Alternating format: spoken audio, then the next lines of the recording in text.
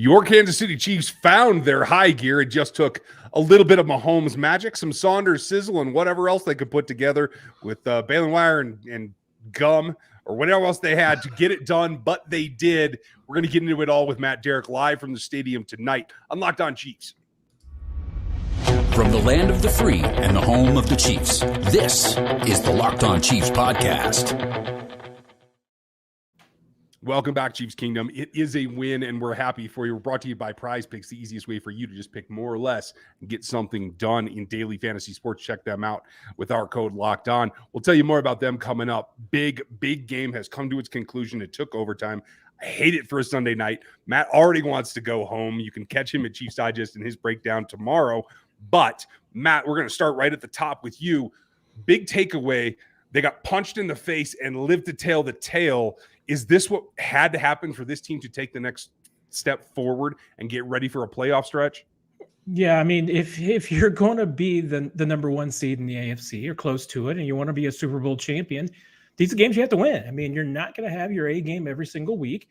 There are going to be weeks that, just a couple of plays go against you, because you look at the box score at the end of this game, and it should have been the 14+ point win that everybody thought this was going to be.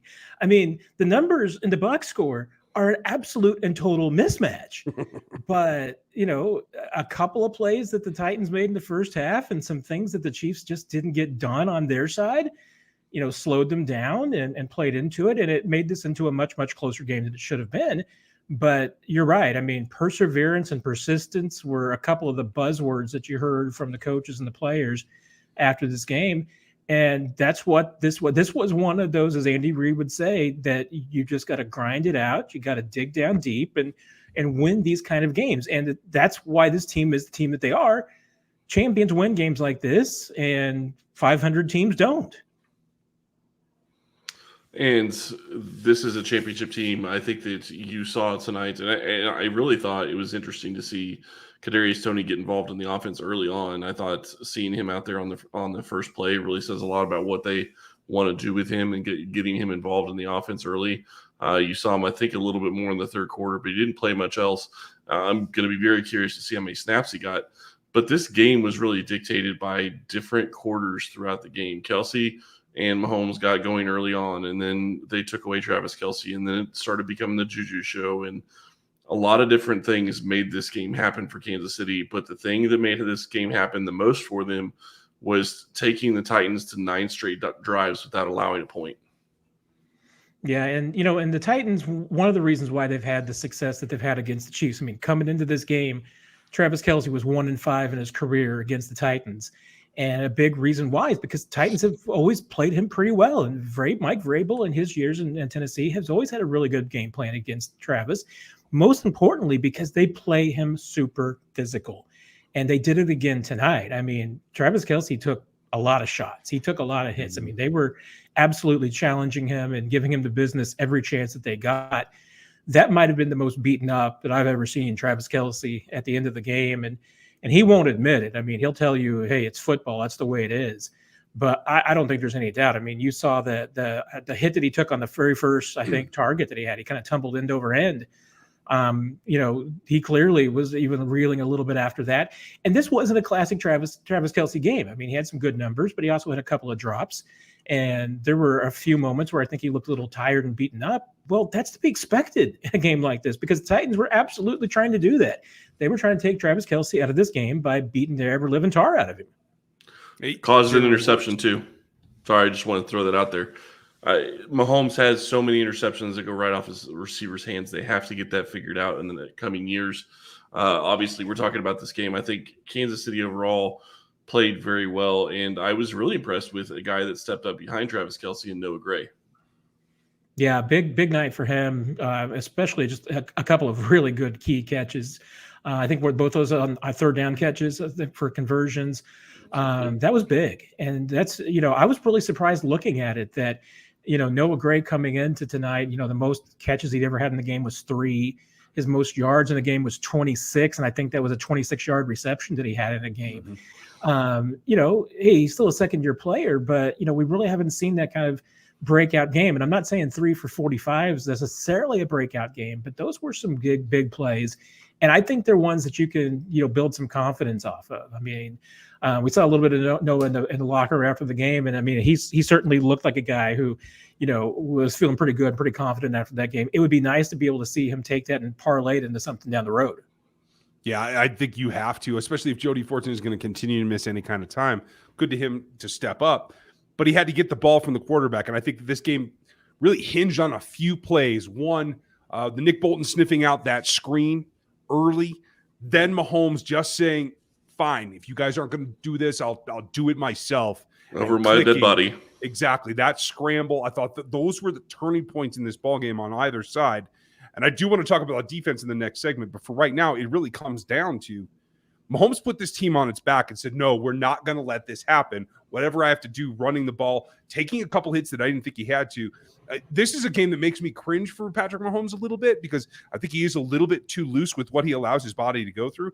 But they had to have it, and it had to come from him tonight. I don't see that there was any other way, Matt. It had to come from Mahomes, didn't it? Yeah, I mean, it did. I mean, the way that at least this game played out, it shouldn't have. That's the thing is that, this was a really good defensive performance. I mean, you look at what the Chiefs defense did in the second half against Derrick Henry. That was stifling. I mean, they absolutely nailed it. And the sad thing is that had they made 2 tackles in the first half, this is probably a reverse of last year's game. This is probably a 27-3 win for the Chiefs. Yeah. Because if they just, Derrick Henry, had, what was that? I think 69 yards over expectation in the first half. And was just 2 plays, that he had that really broke out. I mean, the guy should have had, I think, 19 yards rushing in the first half, if you believe next gen stats. And, it was those 2 plays alone that were responsible for everything that the Titans did in the first half. You take that back, those 2 plays, and this is a totally different ball game. But, they happened, and then the Chiefs offense kind of got stuck in a little bit of a muck. But you're right. I mean, there's no doubt. I mean, if as big as those 2 plays were for the Tennessee in the first half, Nick Bolton's stop and Mahomes willing that ball into the end zone on that 3rd and long. I mean, that was it. I mean, that was absolutely the ball game in those 2 plays.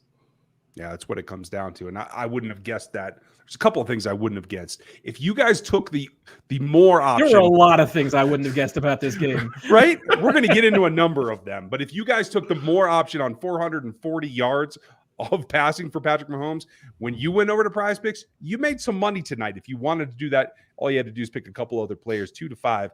Make your selections more or less of their line, and you get to make up to 10 times the money you put in your entry. It's easy. It's not competing against other people. There's no lineups to project. You can play any major sport, and some that don't even make sense to me, to be honest, but that's okay. Entries are made in 60 seconds or less. They're fast, they're easy, they're quick, and they're safe in 30 states or Canada. And all you have to do is go to PrizePicks.com, download their app from any app store, get together, put a discount in, you get 100% back on it. So if you put 100 down, you get 100 plus, and play the game. That's all it comes down to. Don't forget, to do all that, you need our promo code Locked On, and you can get that at PrizePicks.com. Now, I want to know what stood out to you, Chris. I'm going to change and fix this camera here for a second. So what was the big thing that got after the sparks that got it rolling? Yeah, you look at this entire game, and Matt, you said it earlier, Mahomes' run obviously got this game going for Kansas City. They were a team that could not get their offense going in the after the first couple of drives, and Mahomes just putting the team on his back, finding a way to get a first down to convert a 3rd and 17 around midfield. And then I will give Andy Reid credit. He went for it when they needed to go for it. He went for a 2-point conversion that some people would have said you kick the field goal, you kick the extra point, and you try to score again. And he also went for it on 4th down a couple of times. I thought that was something that really made a difference in this game. Yeah, I was really surprised that they went for it on the 4th and short in overtime too. I mean, probably even with the struggles that Harrison Butker had tonight, I think I probably would have gone ahead and kicked the field goal the first time around on that 4th and short. But he took the gamble, rolled the dice. It worked out. They got a little bit closer. It took some more time off the clock. Turns out, I mean, they didn't need it. I mean, it wasn't a matter of, Tennessee getting into field goal range. Tennessee wasn't they could have had the ball for 25 minutes in overtime, and Tennessee wasn't getting that ball in the field goal range. So, it was some pretty aggressive play calling at some moments. I mean, they definitely took some chances, and for the most part, they did work out. I'm just, to me, the idea that, you've got Mahomes that 68 pass attempts and 6 rushes on his own, and there was a lot of scrambling and running around in between. That's just absolutely innumerable shots that you're giving at your quarterback. And that's the other frustrating thing about this game is that there was no mystery to what Tennessee was doing. They were coming after Mahomes with 4. They were dropping 7 consistently. They were getting pressure consistently. Jeffrey Simmons, for all his trash talking, he backed it up because he was beating people on the interior way too much. I mean, they absolutely got the job done. They were getting pressure. And Mahomes just at times willed the ball out of there. That throw to Juju that he had in the overtime too. I mean, goodness gracious. How do you get the ball into that window? I don't know, because there's not a lot of guys in the league that can do that. Well, and then you have I was just going to say you have Malik Willis on the other side who went 5 for 16 for 80 yards. And most of those were very on Tim Tebow-esque.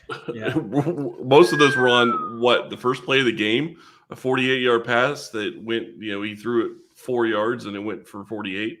Another broken tackle. Yeah, that was some poor tackling in the first half that once again killed the Chiefs. I mean, we saw what Malik Willis and the Titans did last week. I mean, there was no difference this week. They were going to try to do the exact same thing. The difference was that the Chiefs in the second half actually played some run defense and got the job done. And they took a lot of criticism in the first half for that defensive performance. And I saw a lot of the same old Chiefs can't stop the run.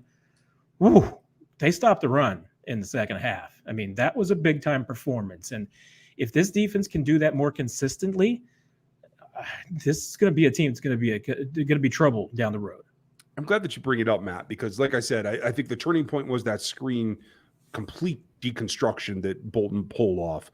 But beyond that, I'm looking at it here. From halftime on, Tennessee got a singular first down and a total of 22 yards of offense, a total, when Henry had, multiple drives of 75 plus. So it's not just the buckling down. They raised their level in a number of different ways. I thought the pass rush came on starting in the fourth quarter. I don't know why it took 3 quarters, but it got there. But this was a team that I think, again, responded to the fact that they weren't playing very well on the defensive side in the first half, and they had to step it up just to get a W. Tennessee had one drive longer than 5 plays all game long.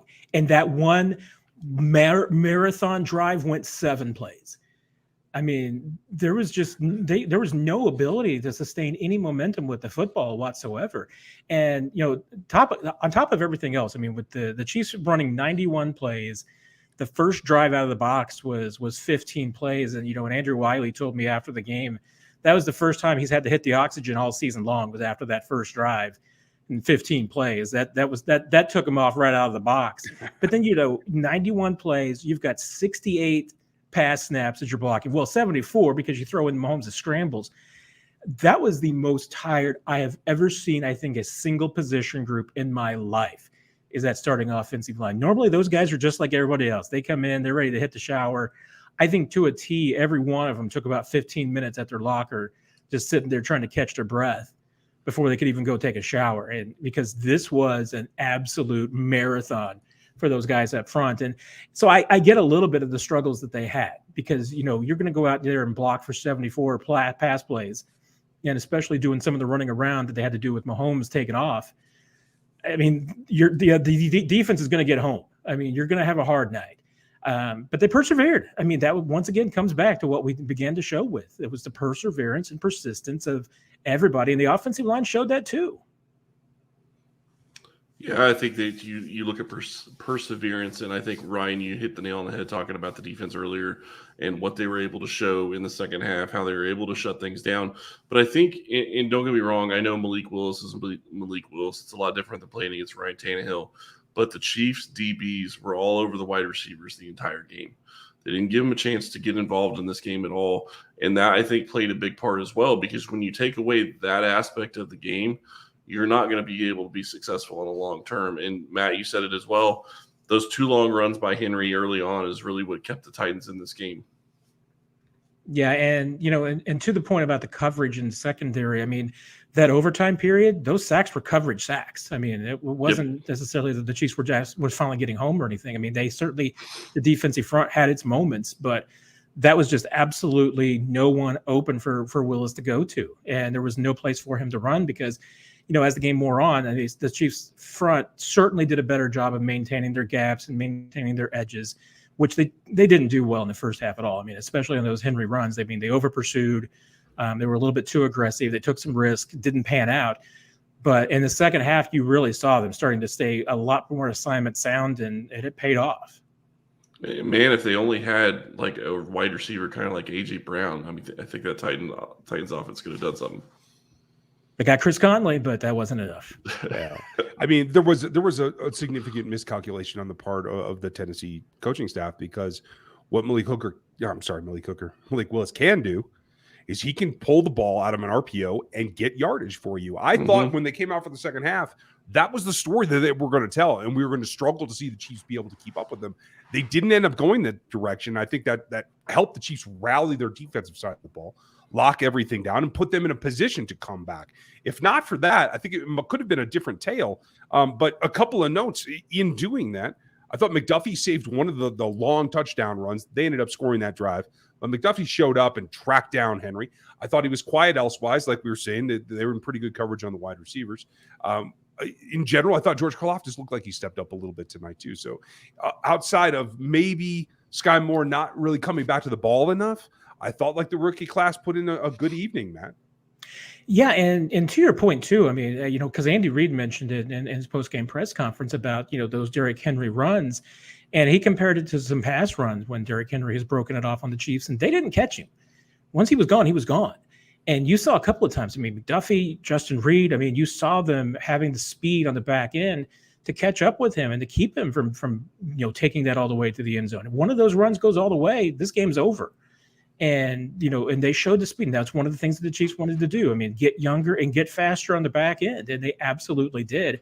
And I did have a chance to talk to Trent McDuffie after the game. Obviously he felt really good getting back. It was really hard to be out for as long as he was, but he felt very good tonight. He said that everything with the hamstring went well. He didn't feel any tightness, any issues. So cross your fingers that that's not going to be an issue for him going forward. That he's got it completely behind him. But this was a good confidence builder coming back out there for all of those rookies. And I asked him too, about losing Rashad Fenton and just what it says that this team has that kind of faith in this rookie class. And he's like, yeah, I mean, losing Fenton was hard. They called him Uncle Finn. So, hey, he was an important part of that defense, and was especially from just a leadership standpoint, and the guy who'd been around the longest and could really help these guys out. They're going to miss that. But there's no doubt. I mean, this rookie class in the secondary, they feel like that, hey, that move, it's going to be a guy that they miss, but they also understand that is a message from this team in the front office that they've got faith in this class and that they've got to continue to step up and play well. Well, and I got to say really quick, you talk about Trent McDuffie, who I think played well. I liked what I saw from Karlaftis crashing down, trying to do a rush and then crashing down and getting Derrick Henry. But I also liked what I saw from Joshua Williams on one specific play where Nick Bolton broke Henry out to where he had to go outside, and Williams just stepped up and took him down. That's a good sign from a rookie corner who just broke down and made the tackle on somebody that's way bigger than him. That's encouraging to see going forward. Yeah, and I thought it was interesting that the Chiefs did, Chris Jones told us after the game that the Chiefs did have Carlos Dunlap on a pitch count. And, but they did push it a little bit, certainly going into into the overtime and everything like that. They got a little bit more out of him. But they definitely wanted to spread around the snaps a little bit on that front four. That was smart. And you're going to need Carlos for the stretch. So, hey, good for them. Yep, and this is one of the games without Frank Clark. They're going to be missing him again next week against the Jaguars. And when he comes back, he'll be hopefully healthy and you'll have a better rotation. I've really enjoyed what I've seen from Dunlap lately. He brings a lot of energy. He absolutely does. we have to get into who deserved this game, who made some of the plays. And I do want one more update, but we got to tell you about our friends over at BetOnline. BetOnline.net is your number one source for betting football and the start of the new basketball season. Find all of the latest player developments, team matchups, news, podcasts, and in-depth analysis on every game. And as always, BetOnline remains your continued source for all your sporting wagering information with live betting and up-to-the-minute scores for every sport out there. The fastest and easiest way to check all of your favorite games, events, including MMA, boxing, and golf. Head to the website today or use your mobile device to learn more. BetOnline, where the game starts. Now, Matt, another one of the rookies did go out, was hurt in Jalen Watson. I know you had tweeted it was a dirt in the eye kind of thing, not anything structural or anything to his neck is what I was worried about. Yeah, I mean, based on the way he went down, I mean, because he really landed hard on it in his head and it looked like maybe his shoulder. And he was down for quite a while and then went straight to the medical tent. But Andy Reid said after the game, that he just took a face plant and a lot of dirt ended up splashing up into his eyes and they had to remove that. And that was the issue. He did just, after emerging from the medical tent, went straight to the bench and had his helmet. I'm not certain how many snaps he ended up playing in the second half. I know when I had looked late in the second half and before overtime, I don't believe he'd played at all. So he probably did. And it was of note to me that, with McDuffie coming back, that Joshua Williams for this game was the number 3 corner coming in. I mean, really the only couple of times we saw Watson was, I think, when Watson came in to relieve and gave McDuffie a couple of snaps off, but McDuffie played most of the game as well. So that was a little bit of a difference in the rotation, and that we saw Josh Williams getting more looks than Watson did even before he left the game. That said, kudos for him for contributing. A lot of guys contributed to this, but it rounds into who makes the biggest impact. And that's where we give out game balls. And Matt, as you are still at the stadium, and I know it's late, you get to go first so we can get you out of here. Well, this was not Patrick Mahomes' greatest game of all time. I mean, yeah, he threw 68 passes. He ran for a touchdown, 446 yards, throwing for a touchdown. He's had better numbers, in different categories. And there was a period of this game that was a struggle for him.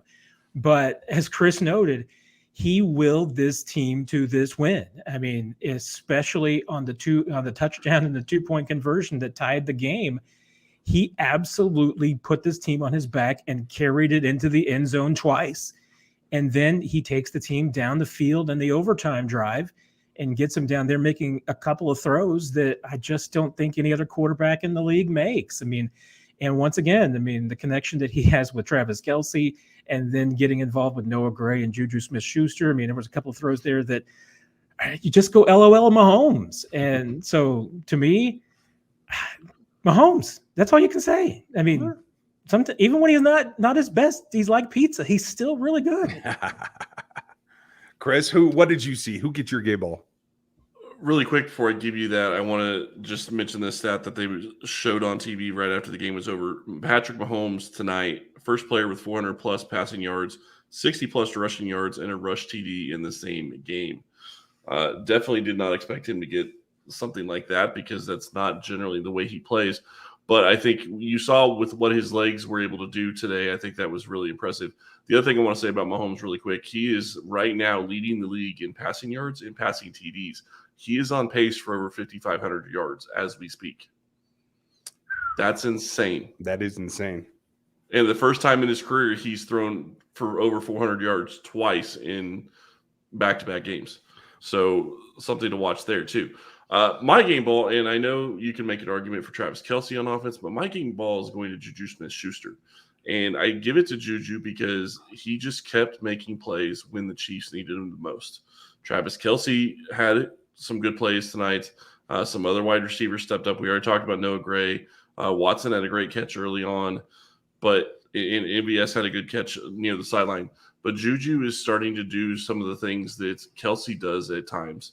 And if he can continue to do what he's been doing over the last several weeks and continue to get on the same page with Mahomes on a regular basis and be successful and get the 8 or 9 yard plays every single time he gets thrown the ball, this offense is going to be very difficult to defend if they can find another option past him.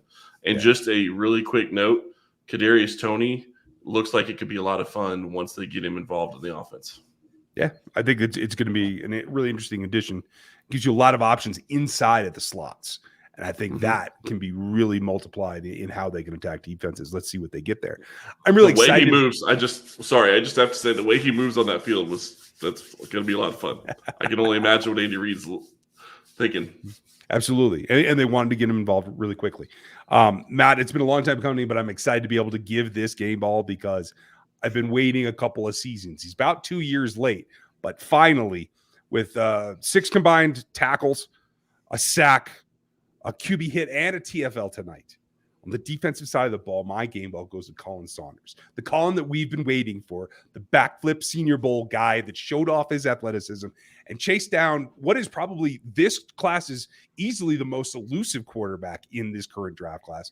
And the guy that I think eventually will make his brand on that in the league. Colin Saunders showed his athleticism, and the fact that he's been able to recover from the elbow and everything else, really happy to see it. I think he gets himself another chance to come back on a small contract, which I think will probably be the likely outcome at this point. So, Colin Saunders, you have my respect. Well done. Matt, any parting thoughts about where they go from here? I know from talking to these guys where they want to go is absolutely nowhere for the next 36 hours. These guys want to be in a dark room taking some naps and ice baths. And, one thing that Andy Reid normally does this time of year, although after a bye week, you wouldn't know if he would do it, is, Wednesday ends up being a light day, with a 10-10-10 practice, no pads or anything. Guys I talked to were really hoping for that on Wednesday because, it's already Monday. So, it's not really even a day off on a Monday when you're still at the stadium, and you haven't gotten home yet. Get your day off on Tuesday. Wednesday, these guys really want to charge the batteries one more day. So I know I can speak for this team and for myself. Let's get some rest. I agree. Folks, later we'll try to do another live. We'll take some of your questions later in the week, maybe for Friday. But thank you for being with us. We know it's late. It's after midnight. So thank you very much. A big win for the Chiefs. They get it done. They get to regroup and have that ice bath. That actually sounds good to me too. So, hey, it's got to be serious. Thank you for spending your time with us. Make sure you like, sub, and hit that bell and check out everything at ChiefsDigest.com.